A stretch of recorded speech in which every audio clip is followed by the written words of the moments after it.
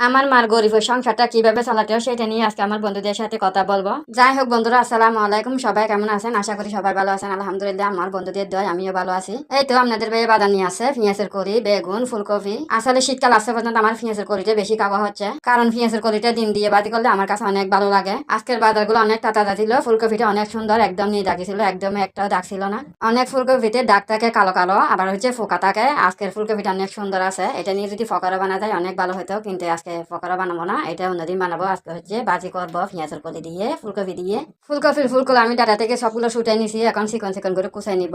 বেগুন দিয়ে কয়েক টুকরা মাছ আর মাছের মাথা দিয়ে সবজি রান্না করব। আসলে শীতকালে সবজিটা অনেক ভালো লাগতেছে, মাছ মাংস খাইলে যেরকম ভালো লাগে না, আমার কাছে সবজিটা তো এখন অনেক ভালো লাগতেছে। এই শীতকাল মৌসুমে ঠান্ডা যায় লাগো, কিন্তু সবজিটা খাইতে অনেক মজা হয়, অনেক স্বাদ হয়, খেতে অনেক ভালো লাগে। আমার বাচ্চারা আবার সবজি খেতে চায় না, কেন জানি না, এখনো বাচ্চারা সবজি খেতে চায় না। যাই হোক বন্ধুরা, আমি বলছিলাম আমার মার গরিবের সংসার কিভাবে চালাই আমার বন্ধুদের সাথে শেয়ার করবো। আমাদের পরিবারে আমরা 5 বোন 2 ভাই, বাবা মা নিয়ে 8-9 জন। এক বেলাতে 2 কেজি চালের ভাত লাগতো, আর যেমন ভাত লাগতো তেমন তরকারি লাগতো। আসলে মধ্যবিত্ত সংসার হলে যা হয়, এক বেলা খায় আরেক বেলা চিন্তা করতে হয়। আমার মাকে দেখতাম চলের গতিতে যখন চল নিত, তখন 2 মোটা চল আরেকটা বইমে রাখে দিত। মায়ের থেকে যখন জিজ্ঞেস করতাম, আম্মু এই চালগুলো কেন আরেকটা বইমে রাখছো, তখন মা বলছিল এগুলো মোটা চল, এগুলো নাকি লক্ষ্মী চল, ভাগ্য চল। যখন চল শেষ হয়ে যাবে, হাতে অনেক সময় টাকা পয়সাও থাকে না চাল আনার জন্য, তখন ওই চলটা নিয়ে দেখতাম আমার মা 1 সপ্তাহ চলাই ফেলতো। আর এখন দেখবেন আমরা অনেক মেয়েরা আছি, চলের গতিতে হাত দিবে সময় বিসমিল্লাহ বলতেই ভুলে যায়, কিন্তু আগের যুগের মানুষ না এগুলো কখনো বলতো না। এই জন্য ওদের জীবন অভাব থাকলেও কখনো খানার অভাব হতো না।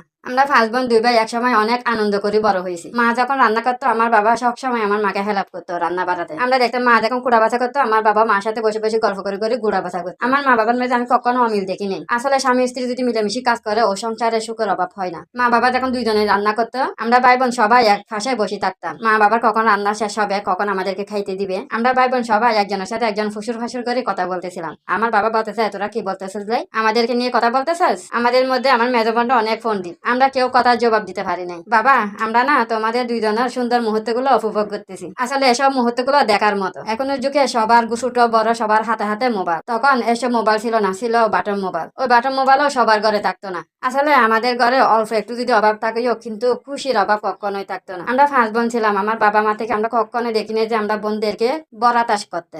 আমি দেখেছি আমার বাবা মা নিজেদের ফেলে দিবার আগে যখন একটা জিনিস আমাদেরকে আগে দিত, আমরা ভাই বোনদেরকে খাবানোর পরে তারপর আমাদের মা বাবা খাইতে যেত। আমি দেখেছি অনেক সময় থাকলে খাইতো, না থাকলে খাইতো না। অনেক সময় আমি দেখেছি আমরা ভাই বোনে খাবার পরে ভাত ছিল অল্প, ওই ভাতগুলো 2 জনে ভাগ করে খাইতো আমার বাবা আর মা। তখন আমার বাবা মা বলতো আমাদের এতটুকুই যথেষ্ট, কিন্তু আমার ছেলে মেয়েকে যে খাবাতে পারছি এটুকুই আমার পেট ভরে গেছে। আসলে বাবা মা হচ্ছে এরকমই, সন্তানদেরকে খাবাতে ফেললে তারা অনেক খুশি হয়। আর এখন বাস্তবে দেখতেছি সন্তানরা মারে না খাবার বসে রাখে, নিজেকে একদম কেমনে থাকে। যাই হোক বন্ধুরা, ভিডিও শেষে চলে আসছে 5 বোনের গল্প নিয়ে আবার চলে আসবো আপনাদের মধ্যে। আমার ভিডিওর মধ্যে যদি একটু অংশ ভালো লাগে, লাইক কমেন্টের পাশাপাশি অন্যকে দেখার সুযোগ করে দিবেন, একটা ফলো একটা শেয়ার এটুকুই করে দিবেন। আমার বন্ধুদের কাছে তো আমি এটুকুই চাইতে পারি, তাই না? সবাই অনেক অনেক ভালো থাকবেন, সুস্থ থাকবেন, নিজের প্রতি যত্ন নেবেন। আল্লাহ হাফেজ।